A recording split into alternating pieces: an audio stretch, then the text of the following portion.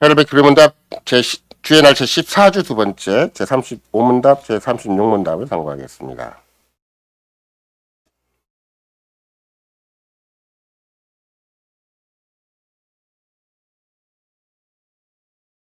제35문답 그는 성신은 잉태되사 동정녀 마리아에게 나셨음이라는 말로 당신은 무엇을 고백합니까? 영원한 참 하나님이신 하나님의 영원한 아들은 여전히 영원한 참 하나님으로서 성신의 역사로 동정녀 마리아의 살과 피로부터 참 인간의 본성을 스스로 취하셨습니다.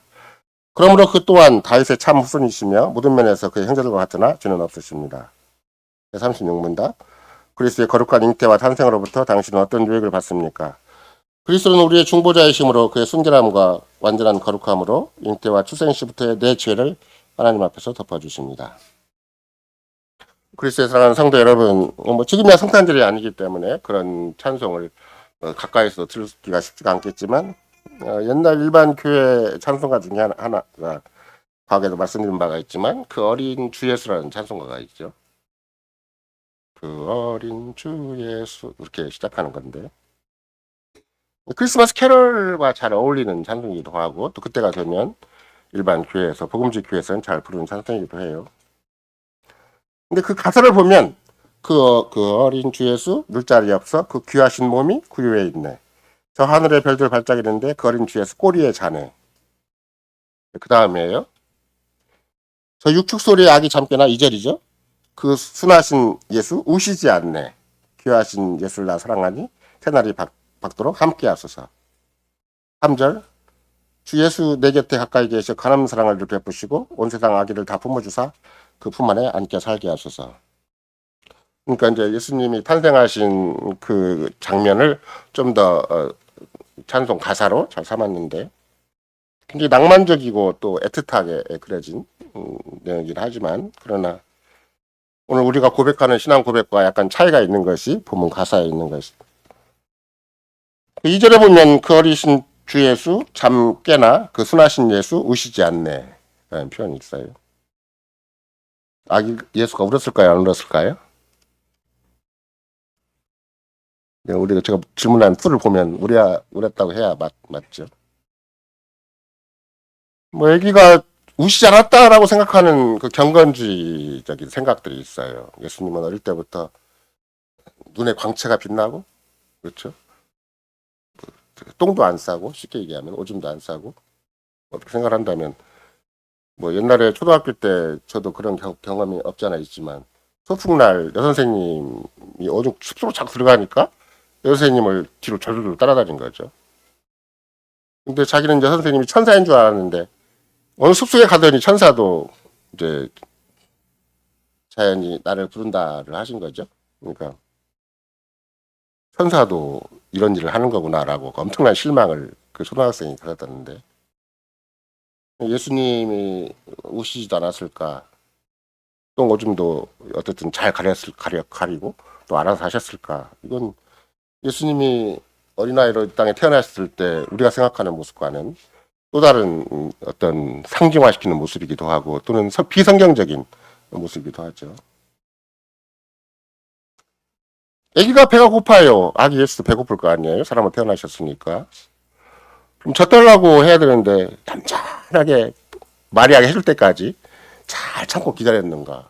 그런 건 아닐 거 아니에요. 울어야 엄마도 빨리 아기를 챙겨주죠. 물론 마리아가 현명하기 때문에 아이가 울기 전에 빨리 젖을 줄 수도 있겠지만 그러나 대부분의 엄마는 바쁘죠. 또 마리아도 변함없이 아기 키우는데 바쁘고 다른 일을 하는데 바빴을 테니까. 그런 맥락에서 여러분과 나는 우리가 그리스도와 함께 속해 있지만 그러나 히브리서 2장에서 가르치는 것처럼 형제들과 같이 드셨다. 우리와 똑같이 드셨다라고 분명히 얘기를 하지만 그러나 죄는 없으시다. 이런 표현이 있는데 죄만 없으시는 것이지 울지도 않고 또 알아서 스스로 그냥 그 때가 되면 참았다가 엄마가 젖을 물려주면 젖 먹고 자랐는가 이런 건 절대 아니에요. 다만 우리가 이 고백서에서 생각하는 바 또 성경에서 생각하는 바는 그런 성신 잉태되사 동정녀 마리아에게 나셨다. 근데 이런 표현에 근거해서 우리는 하나님의 영원하신 아들이신 그리스도께서는 우리를 위해 자기를 비워 종이 되셨다는 큰 주제하에 그리스도께서 하늘의 영광과 부영을 포기하신 동안도 여전히 하나님이셨다. 그다음에 그리스도께서 우리의 중보자로 섬기기 위해서도 친히 사람이 되신 것이고, 또 그리스도께서 우리에게 겸손한 섬김의 삶을 또한 요구하신다는 소주를 삼아서 하나님의 그름문답 14주가 우리에게 전하는 복음을 듣고자 합니다. 오늘 우리가 읽은 누가복음 1장 35절에 보면 성신이 되게 임하시고 극히 높으신 이의 능력이 너를 덮으시리니 이름으로 나실 바 거룩한 자는 하나님의 아들이라 일컬으리라. 뭐 세상에서는 불가능한 일이죠. 이런 일이 있을 수가 없는 일이고, 우리가 아는 대로 전 역사 속에서 창세부터 역사의 마지막까지 딱 한 번 있는 일이잖아요. 뭐 딱 한 번이다기보다는 최초의 일이기도 하죠. 엘리사벳이 이제 어떤 맥락에서 이제 천사 가브리엘이 마리아에게 나타나서 이제 어떤 분명한 계시를 했음에도 불구하고 마리아가 그걸 잘 수용을 못해요. 그러니까 천사가 다른 예를 제시해 주는 것이 이제 엘리사벳, 네 사촌 친척이 엘리사벳이지 않느냐. 거기도 사람의 출산 가능성은 다 끊어졌지만 이미 하나님이 기적적으로 은혜를 주셔서 아기를 지금 임신하고 있지 않느냐. 그러니까 너도 그런 예로 생각하면 훨씬 이해하기가 쉽다. 뭐 네가 어떻든지 그 하나님의 계시를 잘 받아들여라 이렇게 충고를 하셨겠죠. 오늘 우리의 교리문답에서도 의외로 영원한 참 하나님이신 영원한 하나님의 영원한 아들은 여전히 영원한 참 하나님으로서 성신 역사로 동전의 마리아의 살과 피로부터 참 인간의 본성을 스스로 취하셨다. 그러니까 사람의 논리로는 영원하신 참 하나님이 절대 사람의 몸과 사람의 피를 취할 수가 없어요. 또 그런 일이 어디 감이 있을 수가 있겠어요.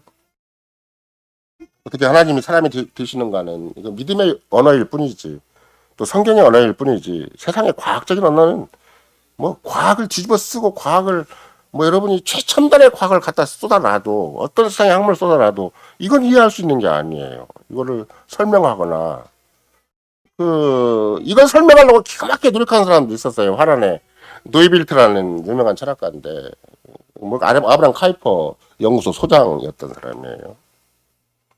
세상 학문적인 모든 영역을 어떻게든지 기독교적으로 성경적으로 풀어보려고 애를 쓴 사람이에요. 전 세계에서 전 역사적으로 굉장히 유명한 사람이죠. 그래서 그분 저서만 해도 막 기독교 철학가라고 그래가지고 막 여기서 여기까지 뭐 도서관에 한쪽 면을 차지할 정도로 엄청난 저서를 이룬 사람인데, 너무 그분도 그쪽에 열심히 하다 보니까 결국은 그분의 시발점도 세상의 학문이고 세상의 논리라는 것에 문제가 생긴 거죠. 믿음의 언어가 아닌데 세상적인 언어로, 세상적인 방법론으로 그걸 입증하고자 한 것 자체가 한계에 부딪힌 것이고, 또 그만큼 어떤 논리를 강력하게 편다 할지라도 그만큼 문제가 사방팔방에 다 보이게 됐기 때문에, 뭐 그 당시 서구 사회, 특히 장로교 사회, 복음주의 사회는 엄청난 영향을 끼쳤지만 그분의 철학 체계가 너무나 방대하기 때문에 한국에서는 뭐 제대로 소개도 못하고 누가 제대로 아는 사람도 없고 공부하는 사람도 없이 이렇게 버리고 마는 것이죠. 그런 맥락에서 우리는 끝까지 성경의 언어로만, 믿음의 언어로만 이런 사실을 받아들이고 그걸 정말로 우리의 정말 마음과 뜻과 목소리가 힘을 다해서 그걸 의지하고 고백할 뿐인 것이지, 세상적인 학문의 용어로 절대 이해될 수 있는 말은 아니다, 이런 것이죠. 오늘도 빌립보서 2장에 보면 예수께서 정말 자기를 비우셨다는 말 써요. 근데 거기에 해당되는 헬라어 단어가 케노시스라는 말인데, 자유주의 성경학자들은 또 예수님에 대해서 자꾸 생각할 때마다 케노시스 이론이라고 딱 어떤 정형화시킨 게 있어요. 근데 케노시스 이론의 그 핵심이 뭐냐면 예수님의 신적 속성을 다 버렸다는 거예요. 이제 그가 자기를 낮추셔서 정말 사람이 되셨잖아요. 근데 예수님의 신적 속성을 다 버리고 철저하게 인간이 됐다고 생각하는 것이 자유주의 신학이에요. 또 그들은 그렇게 해야만 자기 나머지 논리도 연결시킬 수가 있고, 또 예수가 사람인 것을 근거로 해서 또 예수를 본받자라고 얘기할 수가 있는 것이기 때문에, 그러니까 만약에 그분들이라고 하면 안 되지, 어떤 자유주의학자들이 그런 케노시스 이론에 근거해서 성경을 바라보면 뭘 부인하겠어? 당연히 동전의 산생도 부인할 뿐만 아니라 모든 예수님 행한 기적도 다 부인해버리는, 그럴 리가 없다는 거예요. 그거는 예수를 메시아로 극대화시키기 위한, 희화화시키고 종교화시키기 위한 그런 그 당시 마태, 마가, 누가 그런 편집자들의 집요한 종교적 노력의 산물이지, 어떻게 예수님이 인간에 불과하고 신적 속성을 다 버렸는데도 불구하고 그렇게 기적을 하나님과 똑같은 기적을 행할 수 있겠는가 이렇게 이제 끝까지 거부해 버리는 것이. 오늘 또 빌립보서 2장 6절에 보면 그분은 근본 하나님의 본체시다라고 명백히 얘기를 하잖아요. 그래서 개혁교회 신앙 고백 이 하이델베르크 루분답에서 고백하는 바, 또 물론 우리가 사도신경에서 충분히 고백하는 바이기도 하지만 그리스도께서 실은 아무리 자기를 비어서 사람이 되셨고 종의 형체를 가졌다 한다 할지라도 그가 종의 형체를 가졌기 때문에 하나님을 포기한 건 아니다. 하나님의 신적 속성을 절대 포기한 건 아니다. 이런 것이죠. 그래서 오늘 고백이 그가 아무리 사람이 되셨다 한다 할지라도 동정의 살과 피를 취했다 한다 할지라도 여전히 영원한 참 하나님이시다. 이렇게 이제 고백을 하는 거예요.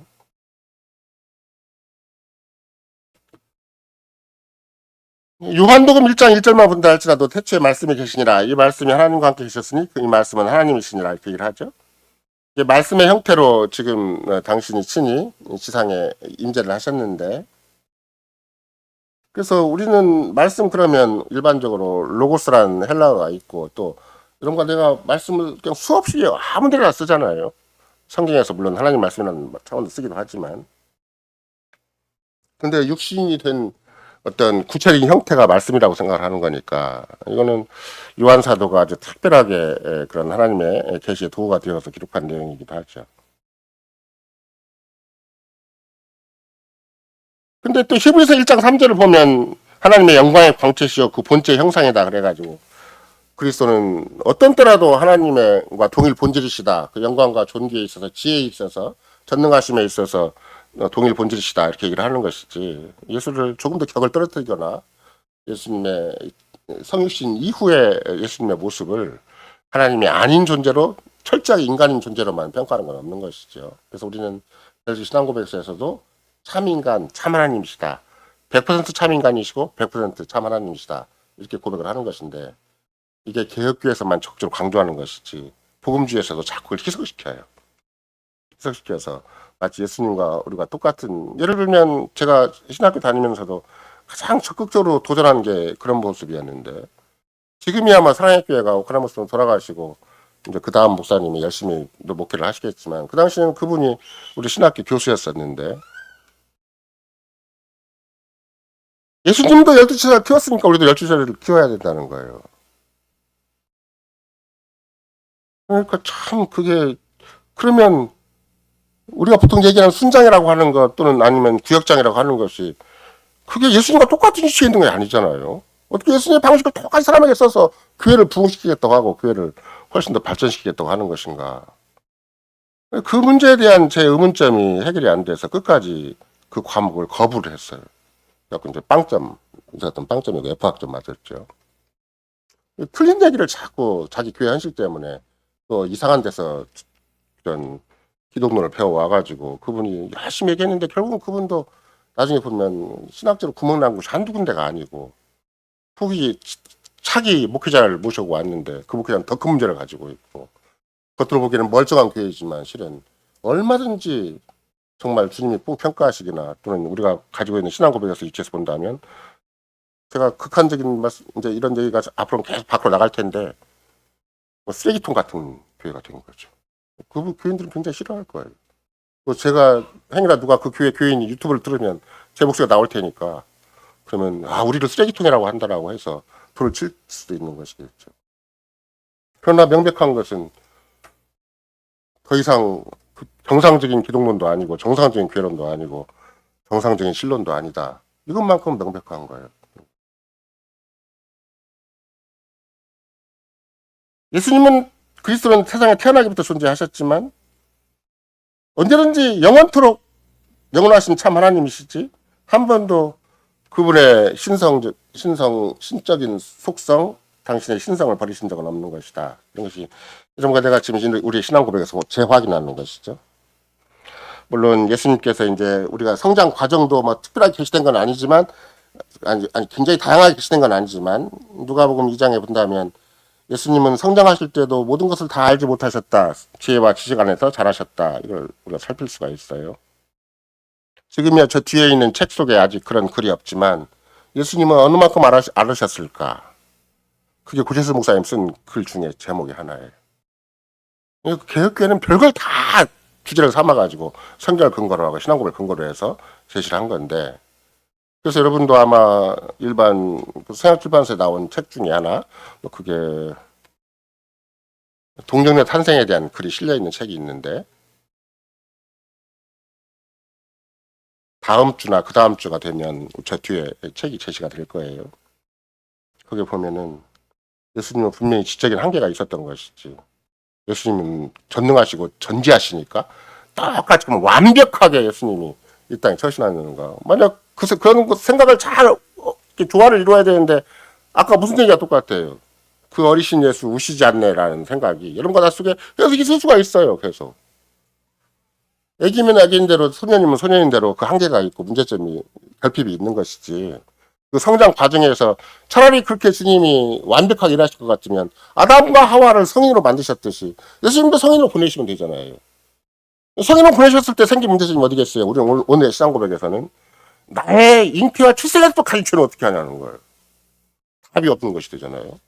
근데 그분이 태어날 때부터, 태아 때부터 이미 지상에 처음 당시 삶을 시작하실 때부터 그분이 완벽한 우리의 구주가 되기 위해서, 완벽한 우리의 구속주가 되기 위해서, 나의 잉태와 출생 때부터 시작된 내 죄를 완전히 덮어주시기 위해서 그분이 우리와 똑같은 모습으로 출생하셨다, 이렇게 고백하는 것이기 때문에 요람부터 무덤까지 완벽한 구세주가 된다, 완벽한 구속주가 된다는 것이 이 고백의 굉장히 핵심적인 내용이잖아요. 그러니까 우리와 같이 되시기 위해서 우리를 저 머리끝부터 발끝까지 저 세포 속에 다 신경 조직 하나 속에서도 죄가 완벽하게 구속되도록 그렇게 그분이 우리와 똑같은 아기의 모습, 태아의 모습, 영아의 모습으로 이 땅에 오신 것이지, 우리를 대신하기 위한 최적절한 분으로 오신 것이지, 우리를 대신할 수 없는 분이 우리 오시면 대신도 안 돼요. 우리 죄를 구속할 수 없는 것이고.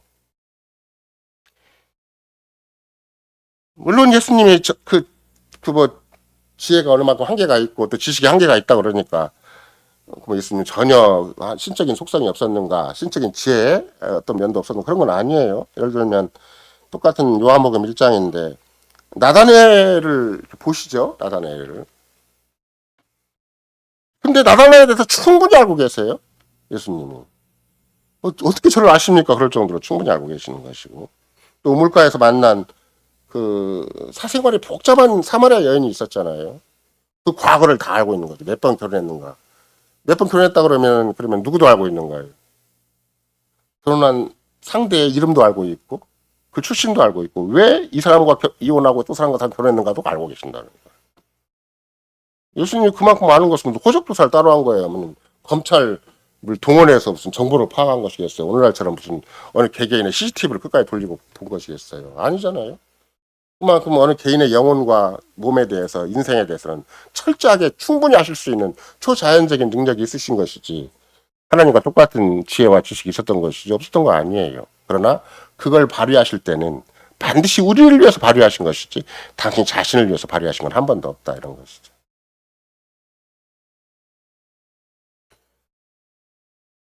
나사로가 사건도 마찬가지인데, 요한복음 11장인데 나사로도 예수님이 그 당시 오늘날처럼 무슨 인터넷상에 아니면 이렇게 핸드폰상에 뭐라 그러지? 이렇게 화면이 보이는 걸?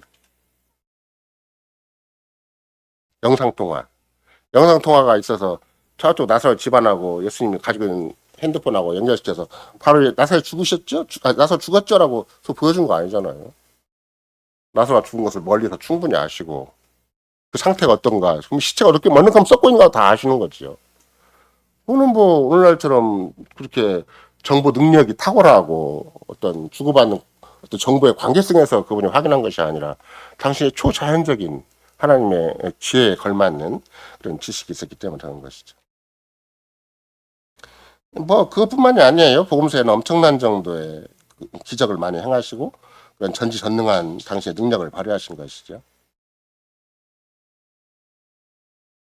이런 맥락에서 특별히 이제 골로새서 바울 사도가 골로새서 1장 19절에 의한다면 아버지께서는 모든 충만으로 예수 안에 거하시기를 기뻐하셨다, 이렇게 얘기를 한 것도 있고, 또 골로새 2장에 보면 그리스도 안에 지혜와 지식에 모든 보화가 감춰져 있다, 2장 3절에. 그러니까 그리스도 안에다가 하나님의 모든 지혜와 지식을 다 거기다 담아 놓으셨어요. 하나님이 너 지상에 사람으로 내려갔으니까 내가 이만큼은 아끼고 이만큼은 나한테 반절은 양보하고 반절은 내가 아직 끝까지 안 놓아준다, 이렇게 하신 게 아니에요. 모든 지혜와 지식을 충만하게 예수님한테 다 부어놓으셨어요. 그런 걸 바울 사도가 놓치지 않고 얘기를 해요. 9절 같은 경우도 그리스도 안에는 신성의 모든 충만이 육체로 거하신다. 우리는 옛날에는 이런 말이 뭔 말인가도 모르고 그냥 그런갑다 하고 지나가는 것이겠지만 오늘의 우리 신앙 고백에 의한다면 그리스도 안에 하나님의 모든 속성, 하나님의 모든 신성의 충만이 육체로 거하시는 거구나. 분명히 바울 사도가 언급하고 있는 것이죠. 다시 성경 마지막에 보면은 계시록 4장 11절에 우리 주 하나님이여 영광과 존귀와 능력을 받으시는 것이 합당하오니 주께서 만물을 지으신지라 만물이 주의 뜻대로 있었고 지으심을 받았나이다. 그러니까 그리스도가 하나님과 똑같이 존귀와 능력과 영광을 받으시는 거죠. 똑같이 영원한 하나님이신 것은 변함이 없어요. 또 우리가 창세기를 본다 할지라도 창조에도 가담하신 것이고 또 우리가 우리말로야 뭐 별로 큰 차이가 없겠지만 그 헬라어로 보면 좀 더 구체적으로 나와 있는데 그게 우리가 마태복음 1장 1절만 본다 할지라도 우리말로는 아브라함과 다윗 자손 예수 그리스도의 세계라 개정도 세계라고 돼 있어요. 최근 성경책 가진 사람. 옛날 개혁 한글은 아브라함과 다윗 자손 예수 그리스도의 세계라라고 돼 있어요. 아무도 성경책 없어요? 개부라고 되어 있어요. 그 세계라는 말 자체가 그러니까 월드라는 말이 아니고 어떤 개부라는 뜻이 되는 건데 영어로는 지니알러지라는 말이에요. 지니알러지가 헬라어로 바뀌면 게노스 우리가 보통 얘기하는 게네시스가 돼요. 게네시스가 뭐예요? 자동차 이름이에요? 창세기라는 말이에요. 창세기. 새로운 창조가 이루어진 것을 마태는 그 언어를 딱 골라 썼구나, 이게. 새로운 역사가 시작되는 거구나. 새로운 창조가 시작되는 거구나. 이 조상 아브라함과 다윗의 혈통인데 이게 새로운 역사가 시작된다는 거예요. 근데 요한복음 1장 1절을 보더라도 같은 맥락에서 이렇게 쓴 거거든요. 마지막에 또 우리가 대제사장적 기도라고 하는 요한복음 7장에 보면 5절에 아버지여 창세전에 내가 아버지와 함께 가졌던 영화로서 지금도 아버지와 함께 나를 영화롭게 하옵소서. 그러니까 예수 그리스도가 자기 사역을 완성한 다음에 지금 사역을 완성하기 직전에 하는 기도가 대제사장적인 기도잖아요.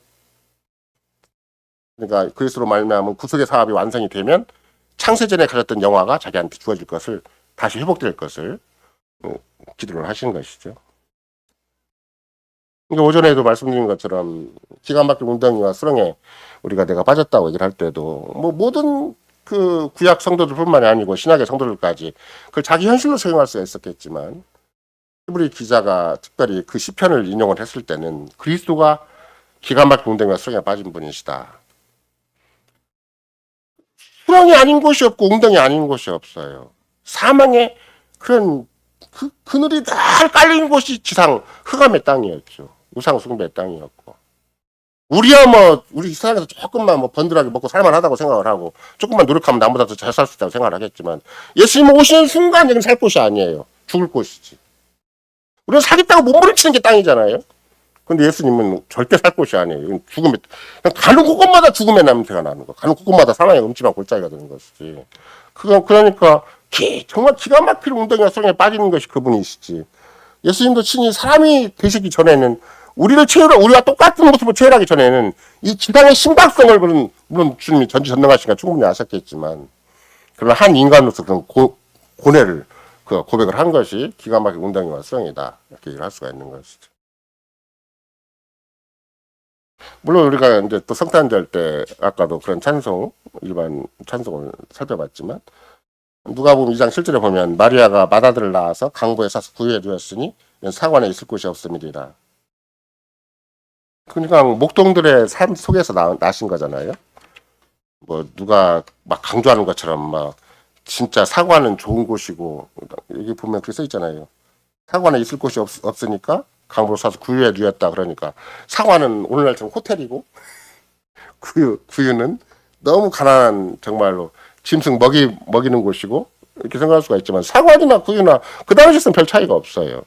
일상적인 삶 속에서 의지에서 온 사람들이 일반적으로 조금 우리가 민박 같은 스타일로 하는 것이 사관인 것이고, 그렇죠.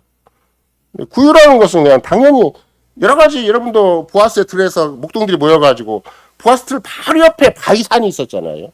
바위산 밑에 전부 양들과 더불어서 그 목자들이 기거하는 곳이 있었고, 그 기거하는 곳 한쪽에서는 목사들도 자고 양들도 자는데 한쪽에는 구유가 있는 거죠. 생활의 일부분이지. 구유가 있으니까 뭐 엄청나게 가난하고 막 그런 거 아니에요. 그렇다고 물론 그 당시에 바벨론 거대한 문화, 또 우리가 보통 세계 7대 불가사라고 할 만큼 막 행인가든이라고 그래가지고 막 공중초원을 만들어서 그런 세상에 북이 영화는 없겠지만, 그러나 구유에 있다고 해서 진짜 가난하고 그런 건 아니에요. 그냥 일상생활인 것이죠. 다만 특별히 예수님을 접대할 만한, 예수님이 그렇게 귀한 몸으로 오셨는데 그분을 따로 모실 만한 공간이 없었다라는 것이기 때문에, 또 지상에 우리가 보통 안다면 마태복음 8장 20절에 본다 할지라도 여우도 굴이 있고 공중에 새도 거처가 있는데 인자는 머리 둘 곳이 없다, 이렇게 말씀하셨죠. 다른 말로 얘기하면 예수님의 뭐가 없어요? 우리는 나름대로 다 가지고 있는 기본적인 의식주가 없어요.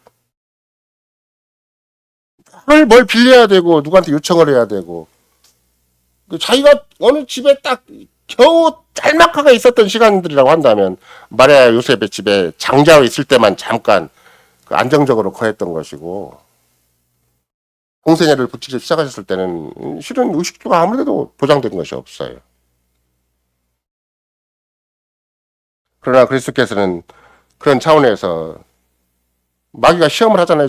처음 시험할 때도 돌을 떡이 되게 하라. 그러면 네가 고생하지 않고 충분히 얼마든지 세상 살 수가 있는데, 세상의 생존이라는 문제가 가장 기초적인 문제고 기본적인 문제인데 그것부터 해결하고 일을 시작하라고 아무리 권면을 해도 하나님의 뜻에 따라 사는 것이 우선이지 사람이 떡으로만 살 것이 아니다라고 단호하게 거절하시잖아요.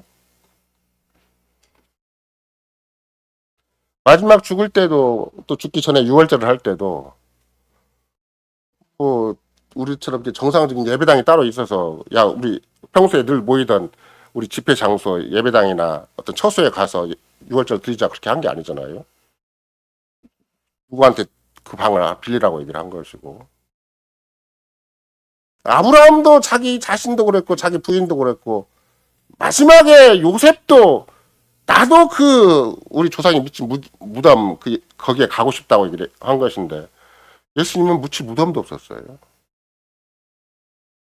아리마대 요셉이 이제 자기가 미리 사놓은 것 때문에 거기 간신히 묻힐 수가 있어. 아니면 노상에 그냥 버려질 뻔했죠. 그냥 그 골고다 산에 버림받아 있는 형태가 될 수밖에 없었던 것인데, 시종일관 기가 막힌 웅덩이와 수렁이라는 말이 그의 모든 생존 조건이 하나도 보장되지 않았다. 이 전능한 능력으로 충분히 해결할 수가 있고, 뭐 호텔을 지어도 바벨탑 같은 그런 세상을 다 모을 수 있는 집을 지어도 충분히 지을 수 있는 분이시지만 자기를 위해서 누구만큼도 쓰지 않으셨다는 것 때문에 그분은 시종일관 가난하게 되셨고 자기를 비우셨다. 그분은 오직 우리를 위해서만 이 땅에 오셨다. 근데 그냥 오신 게 아니라 근본적으로 우리의 죄를 해결하기 위해서, 우리의 비참을 해결하기 위해서 오셨다, 이렇게 생각하는 것이죠. 그래서 이제 빌립보서 2장 7절에 오히려 자기를 비하 종의 형체를 가져 사람들과 같이 되셨다. 또 사람이 된다 할지라도 좀 당당한 사람이 되면 좋잖아요. 당대 유대인들이 기대했던 정치적인 메시아처럼 당당하고 막 용감무쌍하고 막 한 번 말하면 막 수많은 사람들이 자기 뒤에 따르고 막 이런 사람들, 그런 뭔가 카리스마틱한 사람이 되어서 딱 등장하면 좋았을 텐데 그냥 너무나 형체가 없어요. 예수님은 잘못된 성화가들이, 또는 여러분과 내가 자꾸 예수님 생각하면 이상한 그림이 떠오르니까 문제가 되는 것이지, 예수님은 풍채도 없고 인기도 없고 매력 있는 게 하나도 없어요. 그냥 희말머리 없는 한 젊은 청년인데, 그렇다고 막 눈이 반짝반짝 빛나고 뭐 남다른 막 말솜씨가 있고 머리가 찰랑찰랑 해가지고 무슨 여성들한테 인기를 끌만하고 이런 거 아무것도 없어요. 매력 있을 만한 조건이 아무것도 없는 거예요. 왜 그러는 것인가? 똑같은 사람으로 된 게 아니에요. 종의 형체. 해마다 그냥 옷을 입을 똥말똥하고 그냥 입은 옷 또 입어서 막 우리가 옛날에 그런 거잖아요. 막 뭐 없이 살 때는 한 옷 입어가지고 기름때가 치도록까지 그 입어야 되는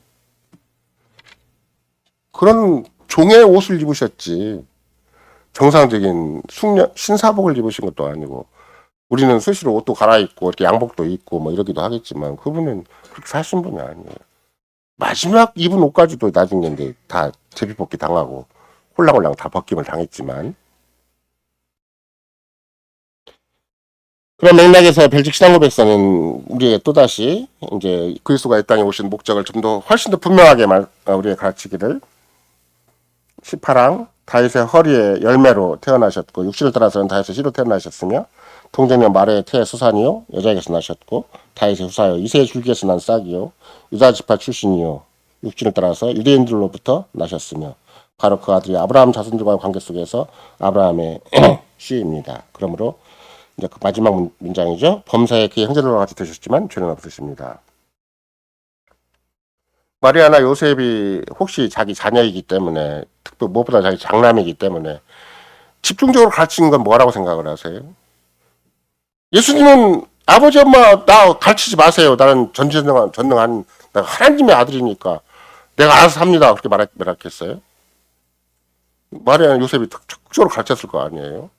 그 시대가 너무나 어두운 시대여서 언약을 개성한 자, 언약을 끝까지 붙잡고 사는 아무도 없었는데 우리가 늘 살펴본 대로 극소수의 사람들만 구약적인 메시아를 기다리고 있고 구약적인 약속을 기다리고 있을 판인데 그 마리아나 요셉이 아무 말도 않고 너 처음부터 하나님의 아들로 태어났고 처음부터 예수로 태어났고 처음부터 메시아로 태어났으니까 넌 네 혼자 네 인생 알아서 살아라 그렇게 말씀했겠 그럼 내버려 뒀겠냐고. 우리가 과거에 배운 대로 한다면 마리아 요셉이 집중적으로 아기 예수 또는 조금 어린 소년기에 아기 예수를 가르쳤을 때는 우리는 유다 지파야 라는 걸 가르쳤겠어요. 우리는 다윗 왕가의 후손이야.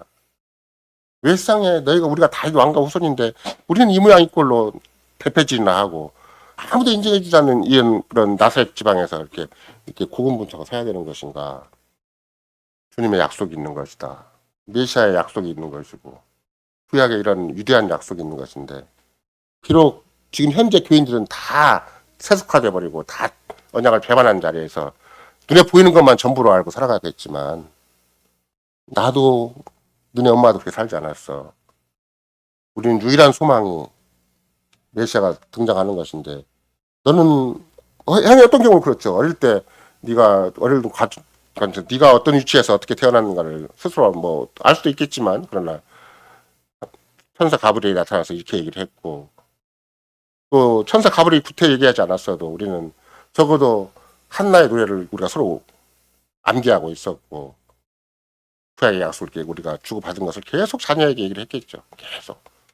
그럼 그때는 구전밖에 없었잖아요. 무슨 책을 따로 가진 것도 아니고. 그걸 벨직 신앙고백서가 잘 모아놓은 거예요. 마리아와 요셉이 무슨 얘기를 자기 장자에게 해줬겠는가 이런 얘기들을. 근데 예수님을 보통 사람으로 일단 알고 시작을 한 것이고 조금 더 자기들과 다를 바가 없는 사람으로 알고 시작한 것이지 예수님을 특별하게 신비한 인물로 기적적인 인물로 무슨 영웅적인 인물로 생각한 건 절대 아니잖아요.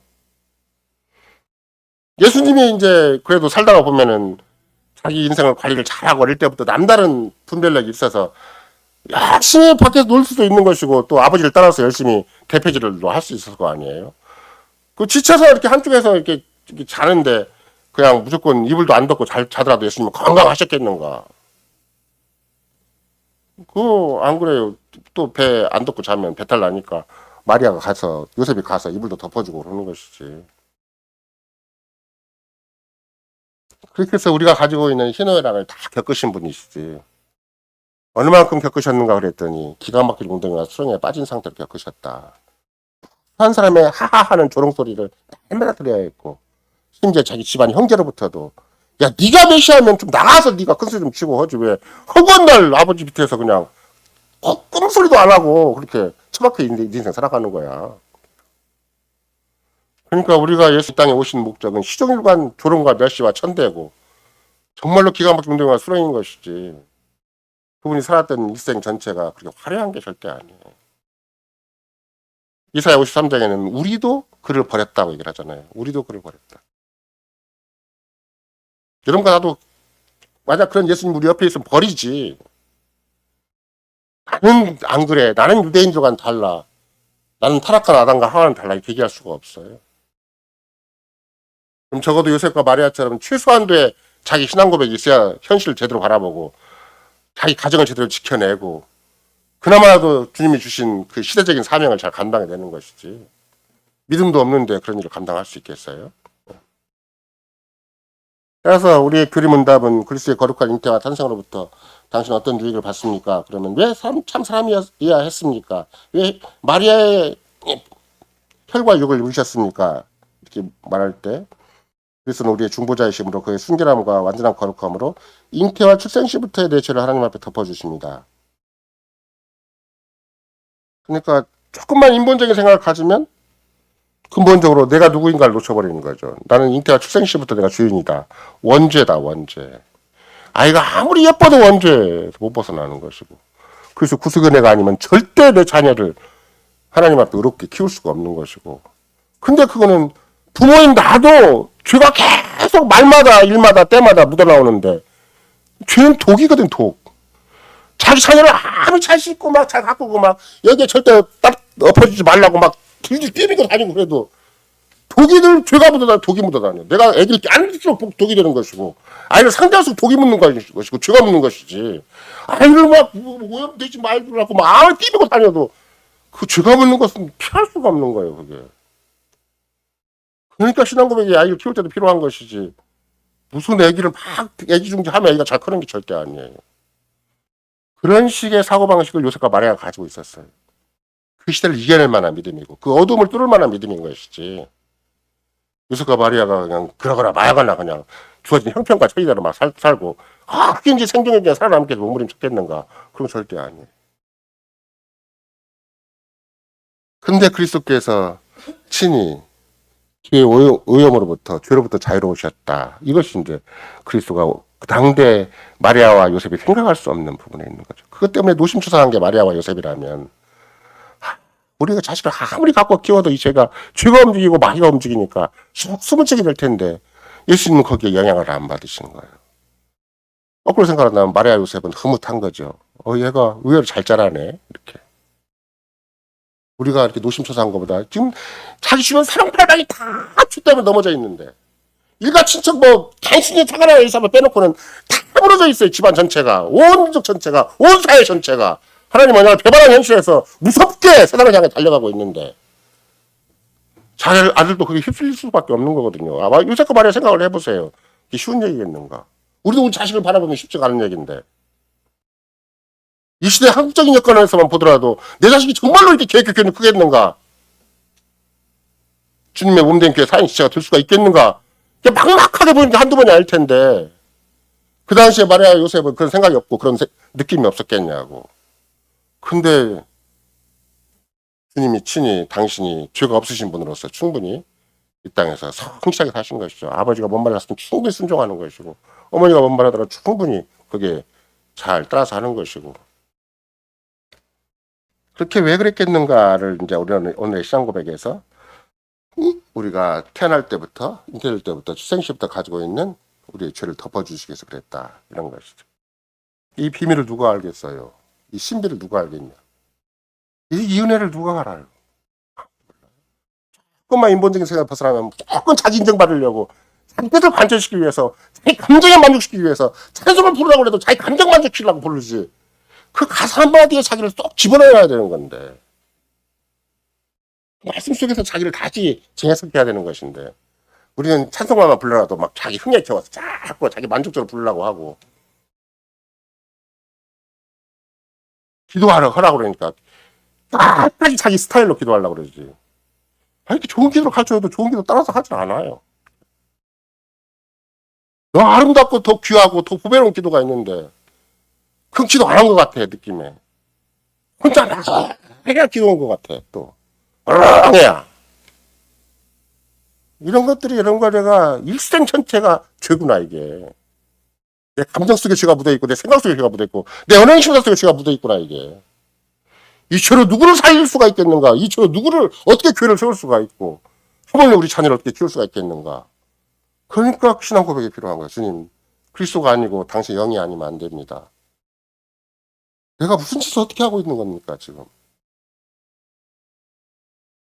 흠이 없어야 돼요. 흠이. 근데 구약의 재물 지난번 살펴봤잖아요. 그리스도는 완전한 희생 제물 되시고 완전한 대제사장이 되셨다고. 재물은 흠이 없어야 되는 건데 흠이 너무 많아요. 아마 예수님 당시에 성전을 주관했던 사두개인들이 됐든 제사장들이 됐든 그 사람들도 자꾸 흠을 만들었을 거예요. 억지로라도. 근데 흠이 있을 수밖에 없죠. 재물에.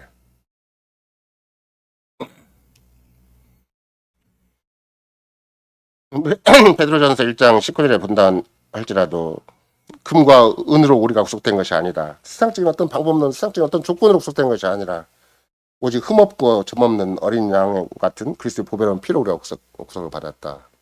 이렇게 얘기를 할 때는 이건 베드로 시대에만 해당되는 얘기가 아니잖아요. 우리 일상생활에 필요한 얘기예요. 진짜 그리스도를 붙들게 한 것이 내가 이틀만도 많은 죄인인 걸 알 때 그리스도를 붙잡아주는 것이지. 아까도 시편 40편 기자가 조금이라도 주를 여호와를 의지하지 않으면 어느새 교만하게 되고 어느새 거짓된 존재가 되는 것이 그 시편 기자가 고백하는 말인 것이지. 나는 여호와를 의지하고 있는데 너희는 왜 그래? 이런 말이 아니에요. 자기 자신을 돌아본 얘기지. 그런 맥락에서 하이델베르크 기름다 14주는 우리를 여러모로 다시 돌아보게 만들어요. 나의 잉태와 출생시부터 내가 죄인인가? 아니면 나는 남보다 큰 소리 칠 수가 있고 남보다 똑똑한 소리 할 수 있고 남보다 의로운 존재인가? 아니에요. 그리스도 안에서만 말씀하시고 그리스도 안에서만 행동하시고 그리스도 안에서만 우리의 모든 사사를 만사를 가름하셔야 돼요. 그래서 빼놓고는 아까 도일벨트 같은 분이 세상에 그 수많은 학문을 아브라함 카이퍼가 똑같이 생각을 하는 거예요. 결정적인 문제가 뭔가 그리스도 없이 학문을 한다는 거예요. 그리스도 없이 과학을 한다는 거예요. 이게 무서운 것인데. 그러니까 도일벨트는 자꾸 아브라함 카이퍼처럼 모든 학문 영역을 모든 생활 영역을 다 쫓아다니면서 자꾸 그리스도를 집어넣으려고 해요. 근데 그게 실은 믿음의 언어가 아니고 학문적인 용어가 돼버리고 수상적인 가치 판단의 기준이 돼버리니까 문제가 되는 거예요. 그게. 할 수 없는 일을 아브라함 카이퍼가 하려고 했던 것이고 도일벨트가 할 수 없는 일을 하려고 하고자 했던 거예요. 그러니까 계획교에서는 아브라함 카이퍼도 별로 인정하지 않고 도일벨트도 별로 인정하지 않아요. 프랑스제예요. 엄청난 저서와 당대의 화람뿐만 아니라 전 유럽사회 미국까지 영향을 끼쳤던 인물들인데 지금도 한국에서는 보이지 않게 그분 책이 너무 많고 어려워서 못 보는 것이지 그분의 책을 섭렵에 나가기로 하면 막 폭반산 많을 거요. 이건 우리가 학문의 용어로 세상의 어떤 가치의 용어로 할 수 있는 말은 아니에요. 끝까지 믿음의 언어로만 성경 언어로만 할 수가 있는 것이다. 이거는 믿음으로 우리가 분별할 수 있는 것이고 믿음으로 고백할 수 있는 것이고 믿음으로 우리 걸로 삼을 수가 있는 것이지 믿음이 아닌 거 가지고 현실을 가름할 수가 없다. 아무리 학문인자고 똑똑하고 세상에서 내놓으라는 실력을 가졌다 한다 할지라도 그로서 현실을 가름할 수 있는 게 아니에요. 시종일관 믿음으로만 가름할 수가 있다. 이런 것이죠. 그래서 이제 빌립보에서 바울 사도가 하는 것이 그리스도가 어떤 모습으로 이 땅에 오셨는가. 정말 자기를 비우시고 종의 형체, 우리를 위해 종이 되셨다. 그러니까 똑같은 사람에 나와 똑같은 사람으로 온 게 아니에요. 무슨 친구로 오신 게 아니에요. 내 종으로 오신 거죠. 기름때 묻은 내 종으로. 나만 바라보고 있고 내 손가락만 바라보고 내 입만 기다리고 있는데 종으로 오신 거예요. 인간 이하로 오신 거죠. 최악의 인간으로 오신 거죠. 왜 그랬는가? 나를 살리기 위해서. 나의 죄를 덮어주시기 위해서. 나를 구속하시기 위해서 이렇게 오신 거예요. 그러니까 바울 사도가 마음을 같이하여 같은 사랑을 가지고 뜻을 합하여 한 마음을 품어라. 이것이 그리스도의 마음이다. 그 얘기를 하는 거예요. 우리가 그리스도 안에 있고 그리스도를 따르고자 하고 그리스도의 구속의 은혜를 제대로 인정을 한다면 그리스도의 마음 빼놓고 내가 어떤 마음을 가지고 이 땅을 살아갈 수가 있을까? 그래서 3절에 다시 얘기하는 것이 아무죄든지 다투면 허영으로 하지 말고 오직 겸손한 마음으로 각각 자기보다 남을 낮게 여기라 이렇게 얘기하는 이유 중에 하나가 이것도 시편과 똑같죠. 다툼이나 허영이 왜 생기는 것인가? 자기가 남보다 나으니까 생기는 거예요. 자기가 남보다 훌륭하다고 생각하니까 자꾸 다툼이나 허영이 생기는 것이죠. 인류를 타락을 이끄는 것이 뭐예요? 교만과 이기심, 자기 중심이죠.